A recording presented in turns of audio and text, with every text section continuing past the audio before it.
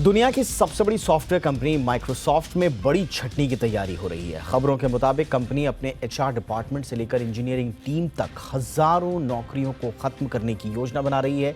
Reports के मुताबिक Microsoft अपने कुल कर्मचारियों की संख्या में से 5% को बाहर निकालने जा रहा है, यानी 11,000 कर्मचारियों की नौकरी पर तलवार लटकी हुई है।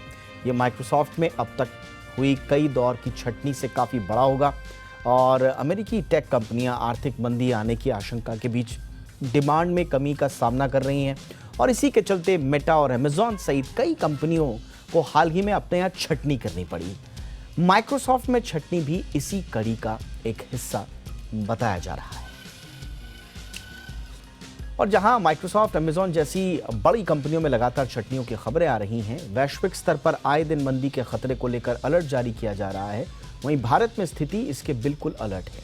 2023 में भारतीय कंपनियां न छटनियां करेंगी ज्यादा और ना ही वेतन में कोई कटौती करने की उनकी योजना है।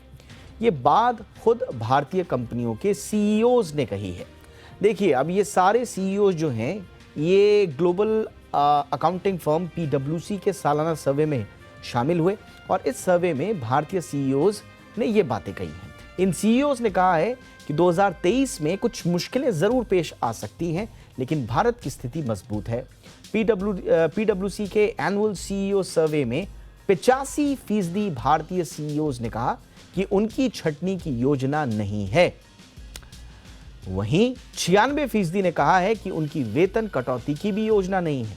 78% सीईओज का मानना है कि अगले 12 महीनों में ग्लोबल इकोनॉमी की ग्रोथ की रफ्तार में कमी जरूर आएगी।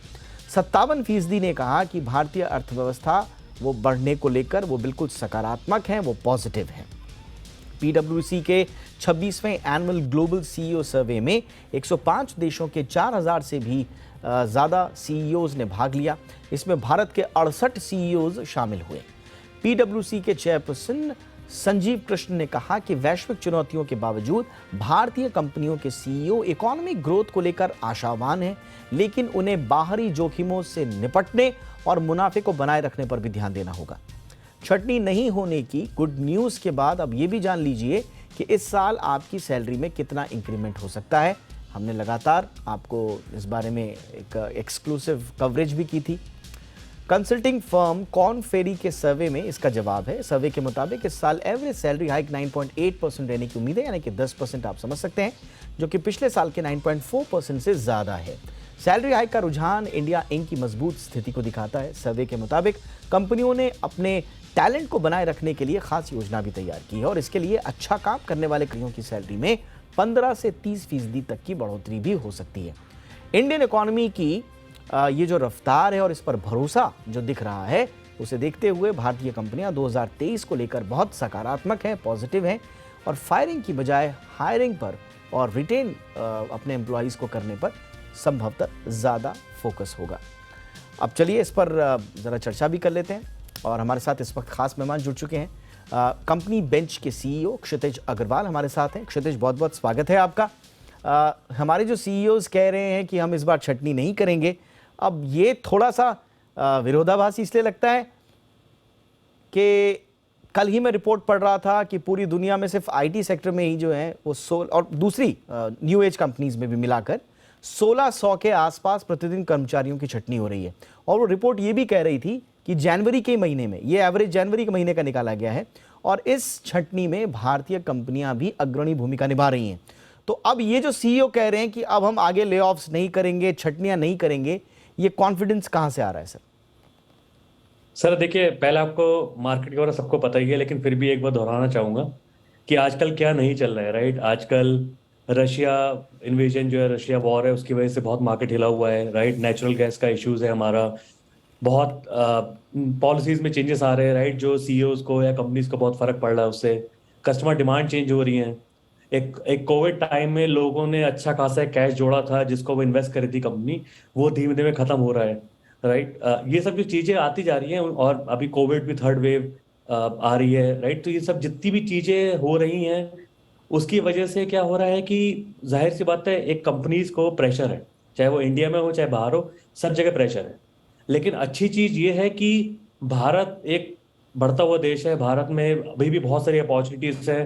पूरा वर्ल्ड जो है भारत को देखता है सप्लाई के लिए, इन सब चीज़ों के लिए।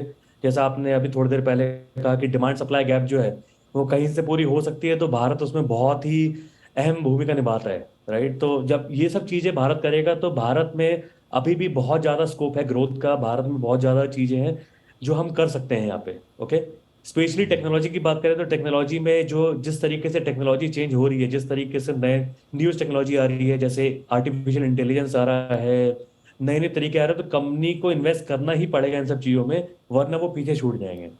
तो मेरा पर्सनल जो मुझे दिख रहा है मार्केट में वो यही है कि भारत में ग्रोथ होगी, राइट। ऑफ कोर्स थोड़ी बहुत कमी आएगी। जैसे मैं अभी एक रिपोर्ट पढ़ रहा था, तो एक वॉल स्ट्रीट की रिपोर्ट थी जहां पे बोल रहा था कि इस बार 6.9% की ग्रोथ नहीं होगी, लेकिन 5.9% की रहेगी, राइट। जो मुझे लगता है इतना कम नहीं है, right. It's still much better compare to, अगर आप यूएस से कंपेयर करें जहाँ पे लास्ट ईयर 2% की ग्रोथ थी और इस साल शायद 0.2% रह जाएगी, राइट।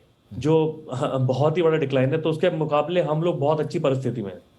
लेकिन ओके। एक सीईओ के हिसाब से मैं बोलूंगा कि हम लोग दिन रात स्ट्रगल करते हैं। हम लोग दिन रात यही देख रहे हैं कि कैसे हम लोग चीजें मेंटेन करके रखें, कैसे हम कंपनी में एक हैप्पी एनवायरनमेंट रखें, कैसे फायरिंग ना करें और प्रॉफिटेबिलिटी अपनी बढ़ाएं without decreasing that work force, right. वो हम सबका यही लक्ष्य है। अच्छा, ठीक है। देखिए, बहुत ज़्यादा पॉजिटिव पॉइंट्स हैं जो 2023 में ऐड हो सकते हैं। हमारी कल ही बात हो रही थी, जो कॉर्न फेरी की रिपोर्ट आई थी उसमें भी जो तमाम इंडस्ट्री लीडर्स थे उनका भी यही कहना था कि देखिए, विदेशों में जितनी भी आपदाएं आती हैं, इस तरह की संकट, आपदा को अगर हम संकट कहें तो ज़्यादा बेहतर होगा, तो संकट जो आते हैं तो वो भारत के लिए कहीं ना कहीं एक अपॉर्चुनिटी लेकर आते हैं।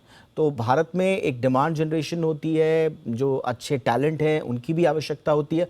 सबसे बड़ी बात यह है कि अभी भी हमारे यहाँ टैलेंट क्रंच है, तो अभी बहुत बड़ा गैप है। कंपनीज़ को टैलेंट चाहिए लेकिन मिलता नहीं है मार्केट में। तो स्वाभाविक रूप से जिनके पास टैलेंट है उनको रिटेन करने के लिए, उनको कंपनी में बनाए रखने के लिए या अच्छा नया टैलेंट हायर करने के लिए भी कंपनियां एड़ी चोटी का जोर लगाएंगी। लेकिन थोड़ा सा आप क्या ये समझा सकते हैं सेक्टर वाइज, क्योंकि मैं सबसे ज़्यादा चिंता जो मुझे नज़र आती है वो आईटी सेक्टर में नज़र आती है। अगर आप टॉप 4 आईटी कंपनियों का देखें तो Q1 में जिस तरह से उन्होंने हायरिंग की थी 2023 के, शार्प डिक्लाइन नज़र आ रहा है Q2 का, और Q3 में आधे से भी कम की हायरिंग हुई है अभी जो रिपोर्ट सामने आई है।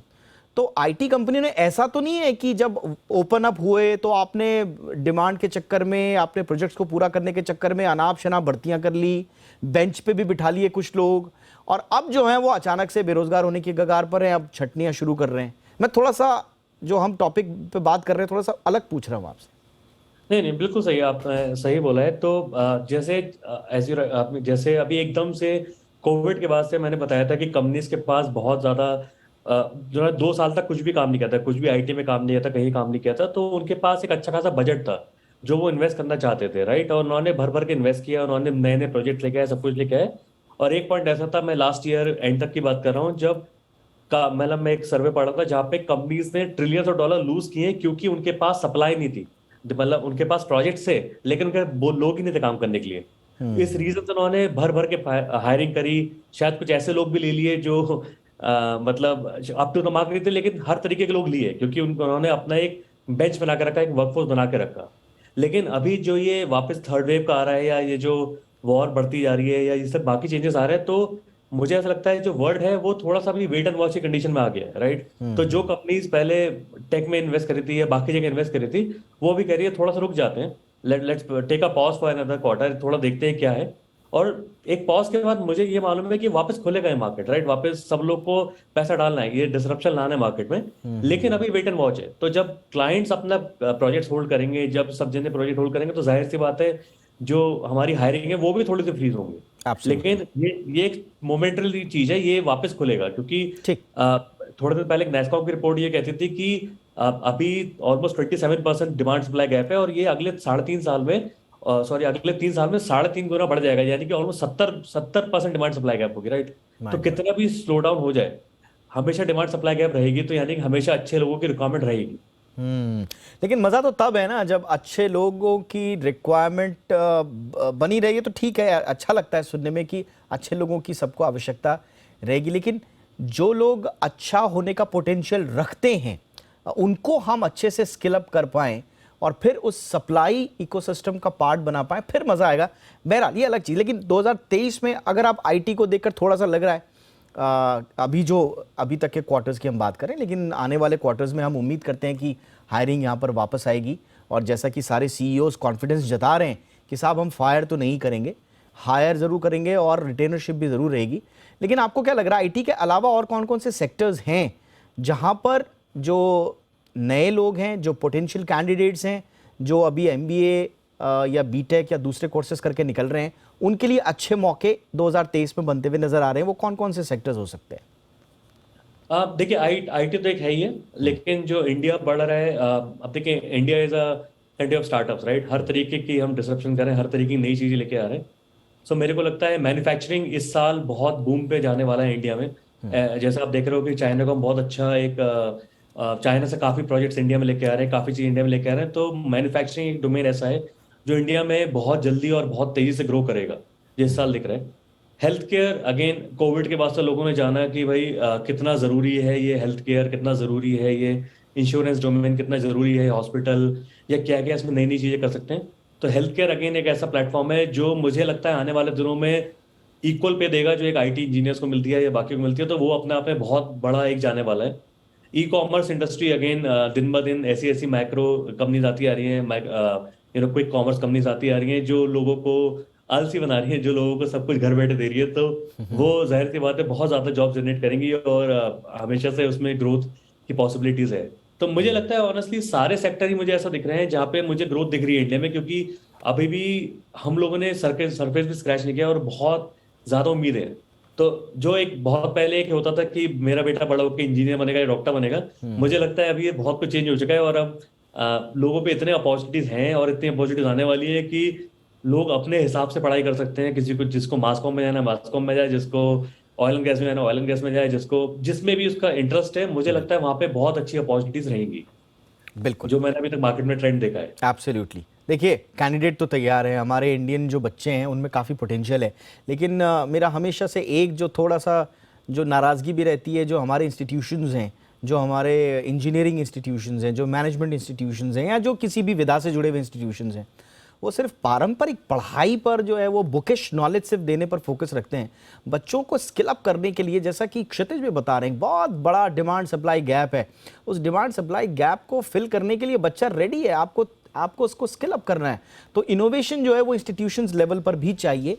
आप अच्छे अच्छे फैकल्टी लाएं, अपने फैकल्टी को आप ट्रेन करें और इस सप्लाई चेन का हिस्सा बनाएं बच्चों को, तो फिर मज़ा आएगा। दूसरा, बच्चों के लिए भी यही है, जो कैंडिडेट्स हैं, कि 2023 में जो जो पोटेंशियल सेक्टर्स हैं उनके हिसाब से आप इंस्टीट्यूशंस को छोड़ दीजिए, अपने लेवल पे स्किल अप होने की कोशिश करें। कैसे आप डिमांड को मीट कर सकते हैं इंडस्ट्री की, खुद कैसे एक पोटेंशियल कैंडिडेट के रूप में उभर सकते हैं, इस पर आपको भी फोकस रखना है। और तीसरा, इंडस्ट्री से तो हम हमेशा यही कहेंगे कि भाई ज़रा मैनेजमेंट सुधारिए, अनाप शनाप हायरिंग मत कीजिए, रियलिस्टिक हायरिंग कीजिए। होता क्या है कि आप एक प्रोजेक्ट को कंप्लीट करने के चक्कर में आप भेड़ बकरियों की तरह भर देते हैं और बाद में हमारे बच्चों को दिक्कत होती है जब अचानक से उनको पता चलता है कि वो फायर हो रहे हैं।